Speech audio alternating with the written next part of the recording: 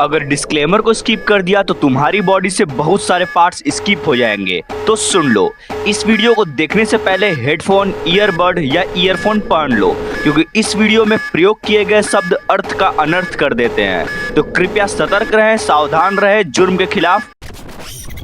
Hello. तो कैसे हो तुम लोग? मैं आशा करता हूँ कि बढ़िया ही होगे। और वीडियो स्टार्ट करने से पहले मैं तुमको कुछ बताना चाहता हूँ, लेकिन उसके लिए तुमको अपने फोन का वॉल्यूम बढ़ाना होगा, क्योंकि मेरी वीडियो चल रही है तो ईयरफोन तो बनता है, तो वॉल्यूम थोड़ा बढ़ा लो। हाँ, बस थोड़ा सा और। अच्छा, अब सुनो।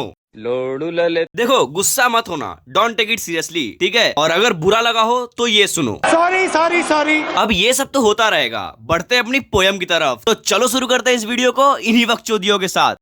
आइए देखते हैं, बैठचंद मजा आएगा। तो हमारी पोयम का नाम है अमंडा, जिसे लिखा है रॉबिन क्लेन ने। और सुनो, जब पोयम चलती रहेगी तो तुम्हें साथ में पोयम की लाइंस भी दिखेंगी। तो पोयम से पहले एक छोटा सा समरी ले लो। तो इस पोयम में एक लड़की होगी जिसकी माँ उसे हमेशा टोकती रहती है, वो भी छोटी छोटी चीजों के लिए। वो सब सुनकर वो लड़की अपनी ही दुनिया में चली जाती है, यानी कि ऐसी दुनिया में जहाँ उसे टोकने वाला कोई ना हो। तो चलो, इस समरी से तुम्हें एक छोटा सा आइडिया तो लग ही गया होगा कि आगे क्या होने वाला है। तो चलो अब पोयम पढ़ते हैं। तो देखो, अमंडा जो है वो एक लड़की है, ऑब्वियस सी बात है, और वो बैठी होती है। तभी उसकी माँ आती है और कहती है, अमंडा नाखून चबाना बंद करो। और जब उसकी माँ ये बोल रही होती है, उस समय अमंडा झुक के बैठी हुई होती है, यानी कि अपने शोल्डर को उचका के। तभी फिर से उसकी माँ कहती है, अमंडा ये कैसे बैठी हो, सीधे बैठो। देखो, इस लाइन में हंच लिखा हुआ है, जिसका मतलब होता है कुबर लटका के बैठना, जैसे कि अमंडा बैठी थी। फिर अमंडा अपने ख्याली दुनिया में चली जाती है और सोचती है कि मैं एक रंगीन समुद्र में हूँ और मैं वहाँ अकेली हूँ और कोई नहीं है, और वहाँ मैं आराम से मरमेड यानी कि जल परी बन के तैर रही हूँ। कुछ देर बाद उसकी माँ फिर से उसे टोकते हुए कहती है कि होमवर्क किया या नहीं, और रूम साफ कौन करेगा,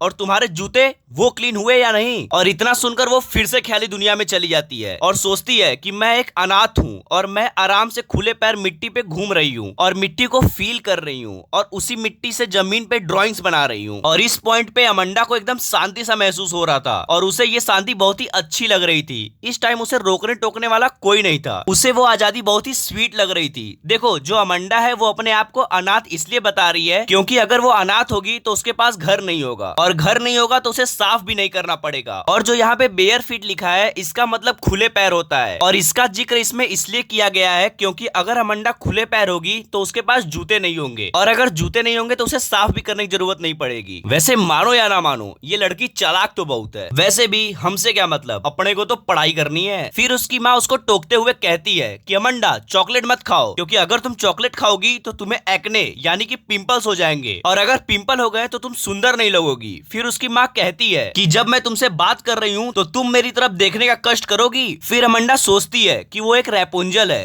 रैपुंजल यानी कि एक कार्टून कैरेक्टर जिसके लंबे लंबे बाल होते हैं। और यार एक बात का ध्यान रखना, जो मैं रैपुंजल कर रहा हूँ, थोड़ा प्रोनाउंसिएशन में दिक्कत हो सकता है, ठीक है? तो रैपुंजल है कि रैपुंजल मुझे नहीं पता, लेकिन तुम पढ़ने पे ध्यान दो, ठीक है? तो देखो, रैपुंजल एक टावर पे रहती थी, वो भी एकदम अकेले, और जब भी कोई उसका दोस्त या जान पहचान वाला आता था तब वो अपने बाल उस टावर से नीचे करके उन्हें ऊपर बुला लेती थी। तब अमंडा कहती है कि मुझे किसी बात की चिंता नहीं होगी, मैं अपनी लाइफ शांति और सुकून से जीऊंगी, और अगर कोई मुझसे मिलने वाला आएगा तो मैं अपने बाल नीचे ही नहीं करूंगी। फिर उसकी माँ कहती है, अमंडा तुम ऐसे क्यों बैठी हो, तुम हमेशा अपना मुंह लटका के बैठी रहती हो, कोई देखेगा तो यही ना सोचेगा कि मैंने तुम्हें डांटा है। चलो, तब तुम्हारी पोएम यहीं पे खत्म होती है। और सुनो, मैं जानता हूँ कि ऐसा बहुत बच्चों के साथ होता है कि उनके पेरेंट्स उनकी बात ही नहीं सुनते और उन्हें हर बात पे टोकते रहते हैं। तो बुरा मत मानो यार, कभी कभी जो डांट मिली है उसके गहराई में जाओ और सोचो कि तुम अगर उनके जगह होते तो क्या करते। और फिर भी तुम्हें पेरेंट्स ही गलत लगे तो कोई बात नहीं, कहीं कहीं पेरेंट्स से भी गलती हो जाती है। तो जाओ सोचो तुम लोग, और सोचते सोचते वीडियो को लाइक एंड शेयर कर देना और चैनल को सब्सक्राइब भी। चलो बाय।